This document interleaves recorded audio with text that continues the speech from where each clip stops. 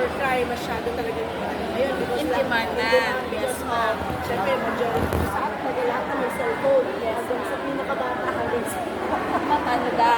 So, yun po, based po sa ating cyber crime, napakaano po namin, ang issue po namin ngayon, ano pwede nyo i-suggest na ano po yun, pwede natin ibabala sa ating users po ng cellphone, regards to buying online, pag-transactions. Huwag po tayong makipag-transaction through online. Saka huwag din po tayong mag-like or mag-open ng ibang link. Usually po, kaya po tayo nakahang kasi sa phishing link. So, huwag po. Tapos, mag-accept lang po tayo ng friend na kilala natin. Huwag po natin i-accept yung hindi po natin kilala. Mag-counter po tayo. Like for example, pagdating sa bank, tawag sa'yo, sasabihin dun sa nasa bahay mo na kung anak mo yon, yung mami mo, naka-accidente ng bata. Ngayon, nakakulong siya ngayon dito sa amin. Bawa dito sa Los Baños. So, nandito pa siya sa labas pero kailangan makapagbigay yung mami mo ng ganitong halaga para pawawalan na lang namin siya. Para ibibigay na lang to sa labangga niya. Yun na lang ang gusto. So, dahil nga nakakulong yung nanay mo, ano yung gagawin mo? So, gagawa ka ng paraan para makakuha ng pera. Which is, ang isip mo, matulungan mo agad yung mami mo. Pero, dapat, i-counter natin, tawagan natin si mami na, mami, asan ka ba po? Ganyan. So, pag nagka-counter tayo, hindi tayo nagpapanik, nagkakaroon tayo ng pag-iisip na tama. Ayun. Once na nagpanik Malakas na ba? ano po, regulate yung microphone. Isip po natin, hindi po tayo makakapag-isip kung ano yung dapat natin. Pero always, i-counter po natin sila. Saka pagdating naman po kay Gcash, lagi po natin tatandaan na kung hindi naman natin siya kilala, huwag po tayo magpa-Gcash. Iabot nyo po siya ng personal. Halimbawa, gusto nyo pumili ng cellphone. Sabi mo, ayaw mo siyang one, abot ko na lang sa'yo, in-up na lang tayo. Or, COD tayo for meet-up. Ganun po. Basta po kailangan maging wise lang po tayo. Minsan po kasi, masyado po tayo mapagtiwala. Ano po ba? Minsan po sa iyo pagka talaga diba sa iyong posisyon, ano ang complaint, majority complaint po sa iyo? Scam po. Scam. So, online.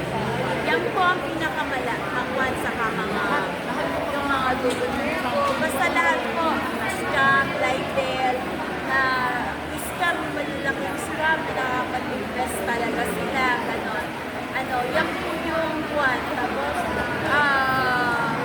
one po, illegal access ng transaction, illegal transaction sa mga bangko, ganon. Kamukha po na sa bangko, tip ko lang po sa bangko, wag po kayong maniniwala kung may tatawag sa inyo na sasabihin na i-update po natin yung account ninyo. Wala akong bangkong ganon. Wag po tayo nagbibigay ng OTP. Yung OTP, akin lang po yun. Tinatawag po natin. Pag naibigay niyo po yan, mawawala po lahat ng pera po. So, tinataon ho ng mga scammer yung kanilisip mo. Hindi talaga, gusto talaga nila yung hindi ka makakapag-isip. Para ba, natatangkutin ka na, mami, hindi mapipress yung pera mo, gano'n.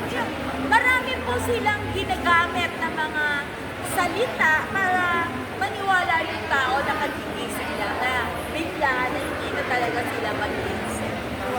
Talagang maging aware lang talaga po mga tao. Maging listo. Listo. So, yun po. Ano pang last message po ma'am para po sa atin? Yun po, yun nga po, huwag po tayo magla-like ng mga phishing link. Basta, huwag din po tayo mag-accept ng mga friends na hindi naman natin kakilala. At in terms of the Facebook, huwag po natin, halimbawa nakabukas na po ito sa cellphone natin, i-sure po natin, in the end of the day, na naka-close siya, huwag